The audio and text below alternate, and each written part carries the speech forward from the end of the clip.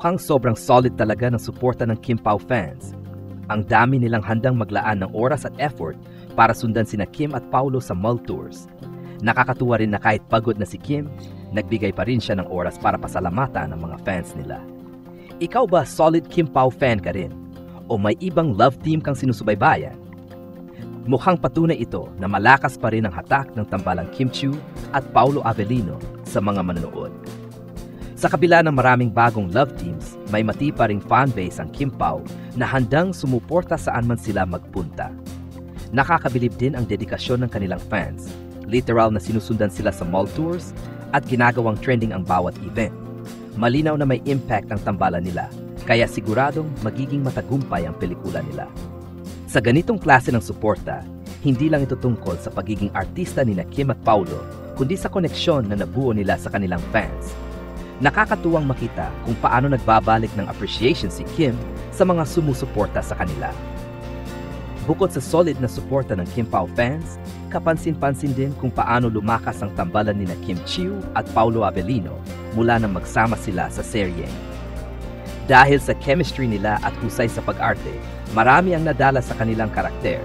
Kaya naman naging natural na rin ang pagsunod ng fans sa kanilang proyekto kahit off-screen. Isa pang dapat i-highlight ay ang epekto ng fandom sa tagumpay ng mga artista. Hindi lang ito tungkol sa pag-trend sa social media, kundi pati sa aktwal na suporta, pagpunta sa mall tours, pagbili ng tickets, at panonood ng pelikula. Malaki ang ginagampanan ng mga fandom sa entertainment industry, at ang Kim Pao fandom ay isang patunay kung paano nito kayang magdala ng hype at excitement.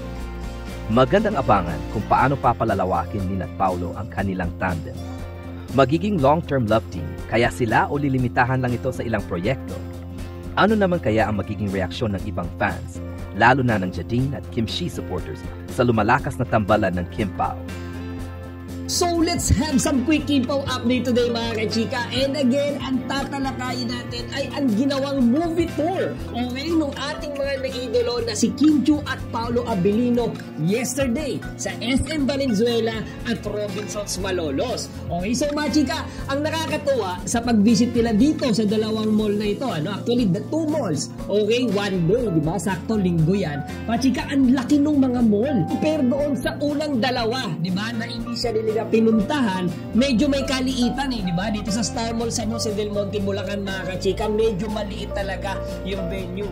And then doon sa Robinsons Antipolo mga kachika, maliit lang din, di ba, yung mall na yun. Pero mga kachika, kahapon sa SM Valenzuela, may kalakihan. Actually, kung makikita niyo yung mga pictures and videos doon, I think umaabot yata siya ng 3rd floor. Okay, so medyo malaki siya. And then doon naman sa Robinsons Malolos mga kachika, ganun din, same din. So parang mga around 3rd floor yata or even 4th floor yung mall nila doon. So mga chika, pareho yan, yung mall na yan, punong-puno ng mga tao. Okay, bawat palamag ng mga malls na yan mga kachika, nandoon, halo-halo na yung mga Kim Pao fans and even not Kim Pao fans, talagang pinapanood si Kimi tsaka si Paulo. Kasi yan yung tinatawag natin mga kachika na Kim Pao fever diba? Na-witness ko yan personally, yung tipong yung mga tao doon na wala naman talagang intensyon or planong manood, diba, nung event. Pero nung nakita nila si Kimi tsaka si Paulo mga kachika, hihinto, tapos titignan nila, tapos makikisiksik sa crowd at makikitili. Okay. So ganyan kasi dito nung bumisita dito yung Kim Pao, may mga family doon, minsan yung mga may edad na, di ba? Nakita lang nila si Kimi tsaka si Pao, yung iba nga hindi nila kilala di ba, yung talagang matatanda na. Tapos nung nagsigawan yung mga tao, lahat sila nagpuntahan, lahat sila nakisigaw, lahat sila kinilig. So yun yung nakakatawa mga chika, Kim Pao fever. Okay, so simulan natin mga chika sa SM Valenzuela. So gustong-gusto ko yung venue na to. Okay, nung tinitingnan ko yung mga videos and pictures, meron akong nakita na medyo unique dyan sa mall na yan. Yun kumaganta, nagpe-perform si Kimi tsaka si Paulo. Nakita ko mga chika, merong stairs. Okay, so umaakyat dun si Kimi tsaka si Paulo. Actually, meron pa ng time na tumambay sila dun habang silang dalawa ay sabay na kumakanta. Diba? Napakaganda eh. Kumbaga, isipin nyo yung mga tao nandun sa taas nila. Diba? And then nandun sa baba. tinitignan sila mga kachika, di ba? Nandun sila sa bandang gitna. Kaya sobrang nakakakilig. And then yung mall, di ba? Punong-puno. Kung titignan nyo mabuti yung mga pictures. Sa first floor, di ba? Doon sa harapan ng stage, hanggang doon sa second floor and even third floor, mga kachika, nanonood yung mga tao. Kung ganyan kalakas ang Kimpaw, mga kachika. Kaya di ba? Walang duda eh. Magba-blockbuster talaga yan. Kumbaga base pa lang dito sa ginawa nilang mga movie tour, di ba? Diyan sa SM Valenzuela. Mga kachika, isipin nyo kung lahat ng mga taong yan, di ba? Iba dyan galing pa sa iba't ibang panig ng Pilipinas. Talagang dumayo dyan para puntahan si Kimi tsaka si Paulo. And then yung iba dyan, mga taga-locals, di ba? Talagang mga taga dyan, pumunta sila para panoorin, di ba? Ang Kimpaw. Isipin nyo kung lahat yan, mga chika, manonood sa mga sinihan. Punong-puno ka agad yan. Then isang mall pa lang yan, di ba? Ako personally, nung pinapanood ko silang nagpe-perform dyan, kumakanta sila, di ba? Kinanta nila yung favorite na awitin nila. Well, yung team song nila, yung Dilaw, yung mga tao nagsisigawan, naghihiyawan, sa kilig, sa tuwa, sa saya. Mga chika, kinikilabutan ako eh. Alam ko kasi yung feeling nun eh, di ba? Actually, personally kong nagawa yan, nakita yan, na-witness yan. Ako mismo, nandun si Kimi tsaka si Paulo, nagpe-perform sa harapan ko, di ba? Nung pumunta sila dito sa San Jose del Monte. I know the feeling. Yung parang mawawala ka na sa sarili mo, mga kachika.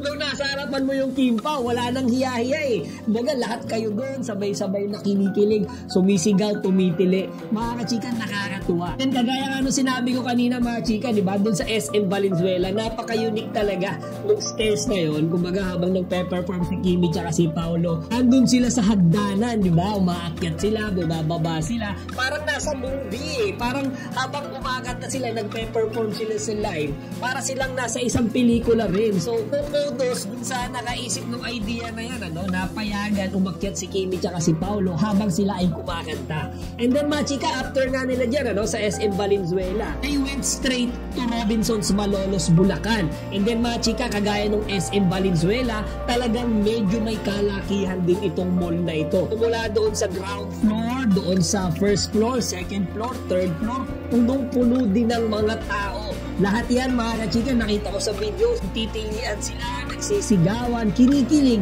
kay Kimi tsaka kay Paulo. Kaya nga sulit na sulit, mga kachika, yung ginawang pagbiyahe, di ba? Yung pagbisita, yung movie tour dyan ng Kimpaw, napili nila yung Bulacan. Sabi nga ni Kimi, nung nandito siya, sabi niya, ang layo daw pala ng Bulacan. Parang first time niya napunta dito, mga kachika. Sabi niya, ang layo pala ng Bulacan, diba?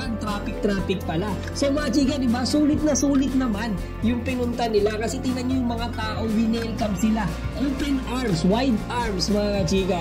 Doon siguro na-realize ni Kimi, ano? Akala niya siguro yung mga taga-south lang, diba? Yung fans ng Kimpaw or yung mga bandang Manila area. So, pati pala yung mga province, mga chika, talagang iniidolo sila. Siguro nagulat sila na ganito pala kalakas, mga ganito ka pala ka-broad, diba? Yung Kimpaw fan base, hindi lang pala sa Manila area. Kahit saang parte pala, diba? Kahit sa bandang norte pala, talagang nag-uumapaw yung mga tagahanga nila.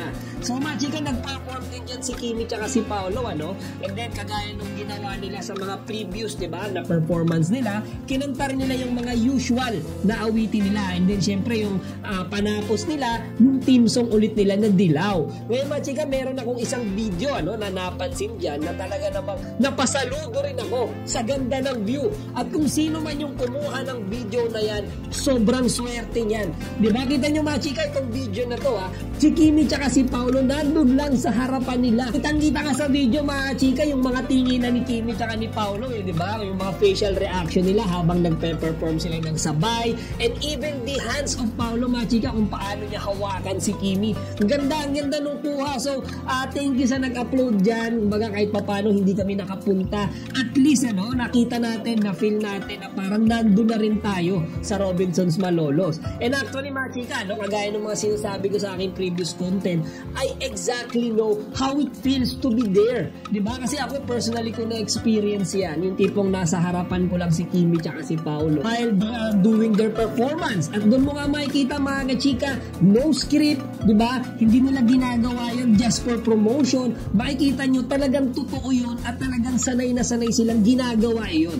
Diba? Umaga parang natural na silang maging sweet sa isa't isa. Hindi na kailangan sabihin ng mga promoter nila, diba? Nung kanilang mga producer producer or yung mga nag-a-arrange ng event, hindi nila kailangan sabihin kay Kimi tsaka kay Paulo kasi ginagawa na talaga nila yon sa isa't isa ever since, di ba? Yan yung feel, yan yung vibes. I'm telling you, sa mga hindi pa nakakita sa kanila sa personal, ganun yung mararamdaman nyo kapag nakita nyo sila in actual. At chika, after nung event nila na yan, sa dalawang mall na yan, SM Valenzuela and Robinsons Malolos, Bulacan, medyo magkakaroon sila ng mahaba-habang pahinga. Kasi next na movie tour nila, sa March 1 na, sa SM Dasmariñas, Cavite. So sa bandang South na yan. And then March 2 naman mga kachika sa SM Masinag, tsaka sa Ayala Feliz. And after nila sa dalawang lugar na yan, mga chika, magkakaroon sila ng mahaba-habang pahinga, kasi next na visit nila, March 1 na, dito sa SM Dasmariñas, Cavite. And then March 2 naman, nasa SM Masinag sila, tsaka Ayala Feliz.